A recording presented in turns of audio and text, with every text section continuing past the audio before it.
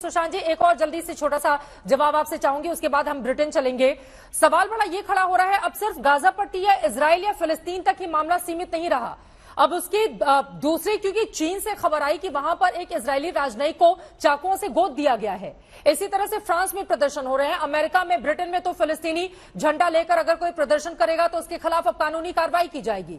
यानी कि अब दूसरे देशों को भी ये अपनी चपेट में ले रहा है और वहां पर भी बिल्कुल साफ साफ बंटवारा देखने को मिल रहा है लोगों के भीतर। यही मैं आपसे अर्ज कर रहा था चित्रा, वहां पर भी एक कानून व्यवस्था की स्थिति बनती जा रही है। और फ्रैंकली स्पीकिंग, जो यूरोपीय देश है, खासतौर पर ब्रिटेन और बाकी जो यूरोपियन देश है, साहब अपनी बात को पूरी कीजिएगा। इस वक्त बड़ी खबर आ रही है, फिलिस्तीन के समर्थन में जॉर्डन में प्रदर्शन शुरू हो गया है।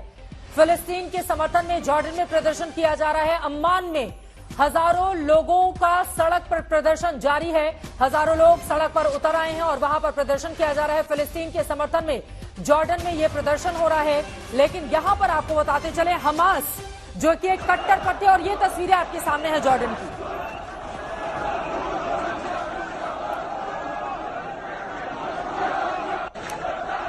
जॉर्डन में अमेरिका के रक्षा मंत्री आज ही पहुंचे हुए हैं और वहां पर इस तरह का प्रदर्शन हो रहा है। अमेरिका पूरी तरह से इजराइल के साथ है, साजो सामान के साथ, हर तरह की मिलिट्री मदद को मुहैया कराने के लिए जो भी उसको नीड है, अमेरिका की ओर से पूरा भरोसा दिया गया है। और आप देख रहे हैं जॉर्डन में किस तरह का प्रदर्शन, हजारों की तादाद में लोग सड़कों पर उतरे हुए हैं। फिलिस्तीन को लेकर उन लोगों की ओर से यह प्रदर्शन किया जा रहा है।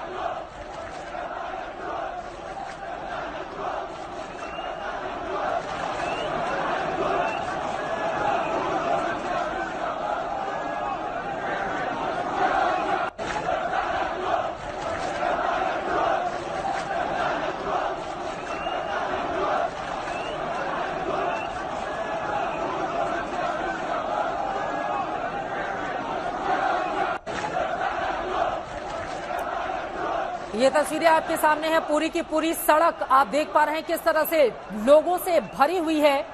फिलिस्तीन के समर्थन में इन लोगों की ओर से ये प्रदर्शन किया जा रहा है, यानी कि इजराइल के खिलाफ।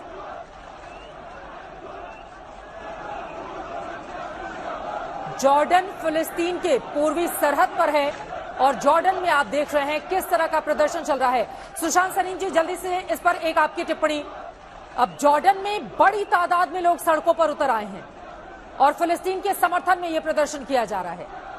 जी चित्रा, ये आज से 2 रात पहले के भी यही दृश्य थे। और ये जो दबाव है, जो सड़क का दबाव है, जिसको अरब स्ट्रीट बोलते हैं, उसका जो दबाव है वो बढ़ेगा।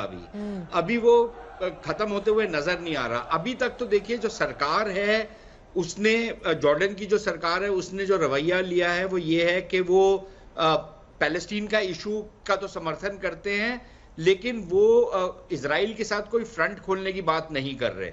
लेकिन अगर ये जो रोष है जो सड़कों में आपको नजर आ रहा है, ये ठीक है या नहीं है, मैं इस विवाद में नहीं जा रहा। लेकिन अगर ये रोष इतना बढ़ जाता है, अब सरकार के पास क्या चाह रहा है? या तो वो इसको दबाए और कुचले।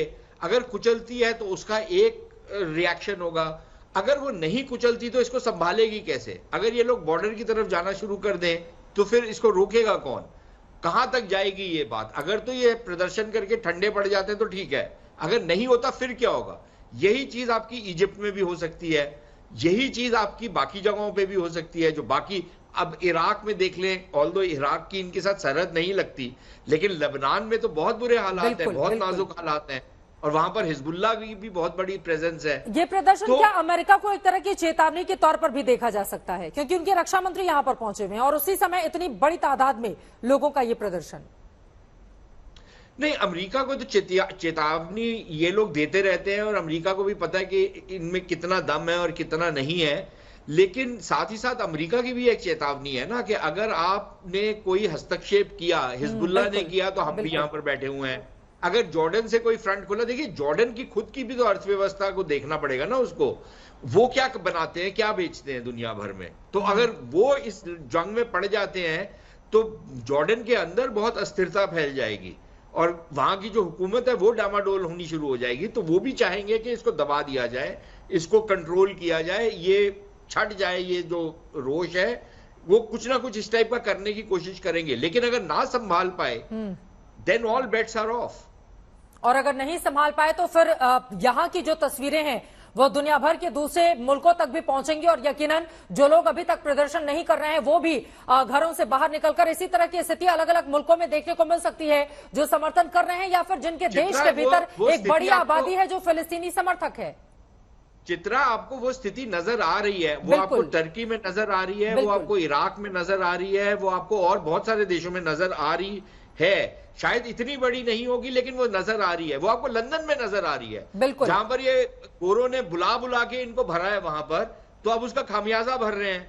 जहां पर इन्होंने दरवाजे खोले थे कि जी ये सारे रिफ्यूजी आ जाएं, हमारे यहां पर बैठेंगे, हम मल्टीकल्चरलिज्म फैलाएंगे, तो अब मल्टीकल्चरलिज्म का जो फल है वो भोग रहे हैं ये लोग। मैं पूछ रही हूँ, दर्शन सिंह नागी जी हमारे साथ जुड़े हुए हैं लंदन से ही। आपने जो सवाल खड़े किए हैं, क्या जो बातें सुशांत सरीन की ओर से कही गई हैं कि अब ये मल्टीकल्चरलिज्म को जो बढ़ाने की कोशिश आपकी ओर से की गई वही अब बड़ी चुनौती आपके लिए बन चुका है और फिलिस्तीनी झंडे के साथ लोग सड़कों पर नहीं उतरे, ये संकेत और संदेश देकर आपने मैसेज देने का काम तो किया है, लेकिन लोगों की भावनाओं को जितना दबाया जाएगा वो थोड़ी भी छूट पाएंगे, उसके बाद की स्थिति खराब हो सकती है। दर्शन सिंह जी, स्थिति कभी भी खराब हो सकती है।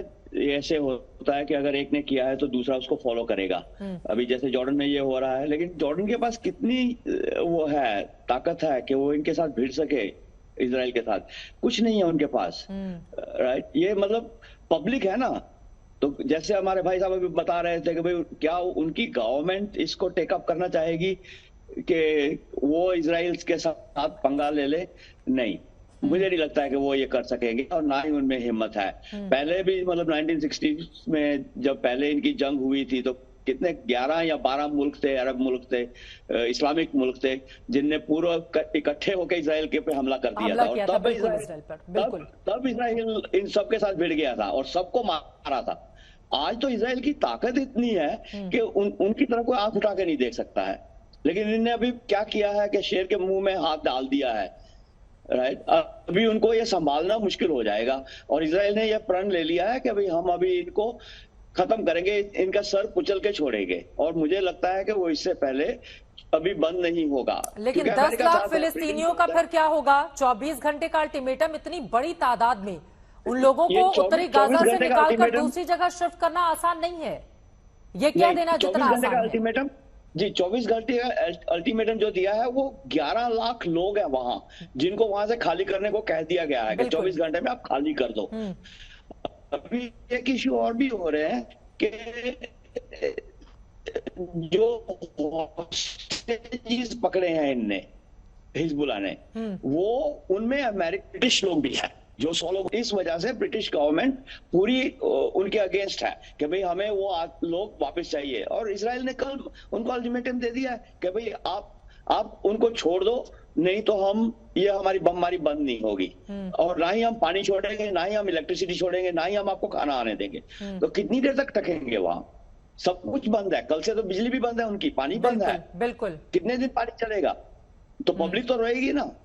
और मर कौन रहा है? पब्लिक मर रही है। वो जो आतंकवादी है वो तो अपना काम करके पीछे जाके छुप गए हैं। तो उन्हीं पब्लिक का ही तो सवाल है, उन फिलिस्तीनियों के लिए फिर क्या बीच का रास्ता बचता है?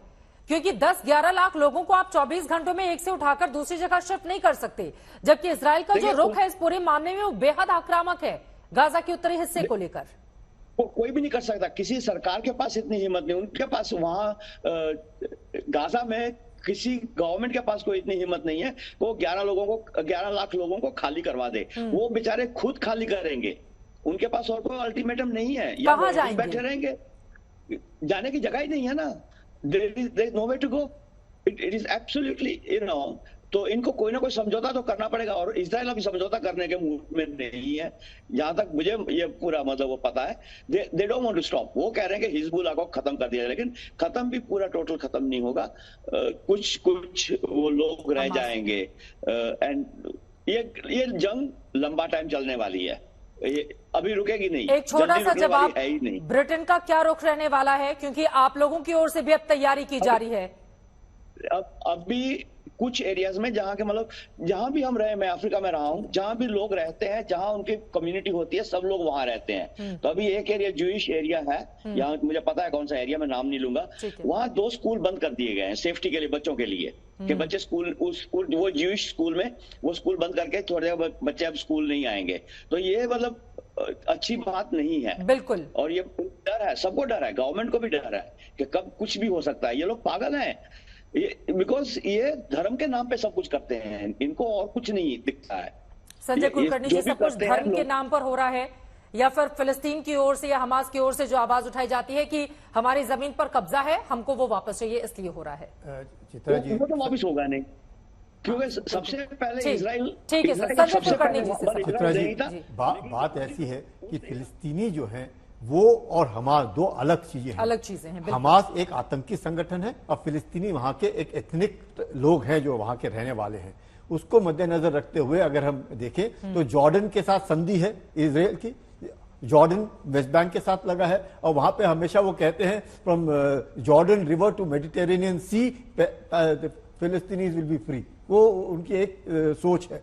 और यहाँ पर जो गाजा पट्टी है, अगर जो जैसे आप कह रही हैं, 4-5 लोग तो पलायन कर चुके हैं। सिर्फ 11 किलोमीटर का जो बॉर्डर है वो इजिप्ट के साथ, सिनाई डेजर्ट के साथ है, जिसमें 22 लाख की आबादी में से 17 लाख तो रेफ्यूजी कैंप के अंदर रहते हैं। तो ये जो एक अजीब सी घटना घट रही है और जिस प्रकार से बर्बादी हुई है गाजा की ऑलरेडी, मुझे शक होता है कि ऐसे कैसे हो सकता है कि इतनी बर्बादी में सिर्फ 3000 या 2500 लोग ही मारे गए होंगे। आप कह रहे हैं सही आंकड़ा संख्या सामने तो नहीं आया बहुत है। ज्यादा होगी, हाँ। इसमें कोई शक नहीं, लेकिन मान भी जाते हैं जो संख्या बताई जा रही है कि उतनी 2500 की है। लेकिन आज की तारीख में जिस तरह से जॉर्डन, क्योंकि अगर वेस्ट बैंक हिजबुल्लाह जो है वो इस टेस्टिंग वाटर्स। इस वक्त बड़ी खबर आ रही है, फिलिस्तीन के समर्थन में जॉर्डन में प्रदर्शन शुरू हो गया है।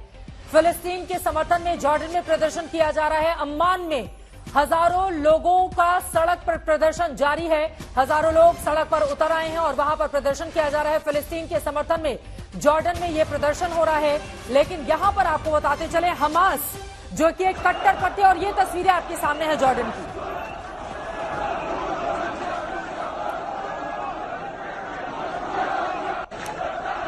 जॉर्डन में अमेरिका के रक्षा मंत्री आज ही पहुंचे हुए हैं और वहां पर इस तरह का प्रदर्शन हो रहा है। अमेरिका पूरी तरह से इजराइल के साथ है, साजो सामान के साथ, हर तरह की मिलिट्री मदद को मुहैया कराने के लिए जो भी उसको नीड है, अमेरिका की ओर से पूरा भरोसा दिया गया है। और आप देख रहे हैं जॉर्डन में किस तरह का प्रदर्शन, हजारों की तादाद में लोग सड़कों पर उतरे हुए हैं फिलिस्तीन को लेकर। उन लोगों की ओर से यह प्रदर्शन किया जा रहा है।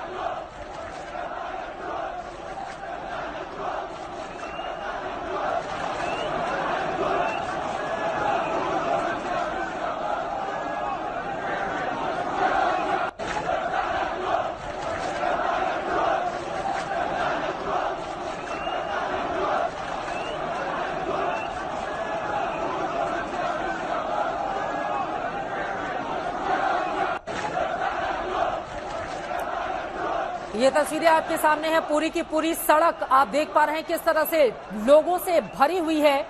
फिलिस्तीन के समर्थन में इन लोगों की ओर से यह प्रदर्शन किया जा रहा है, यानी कि इजराइल के खिलाफ।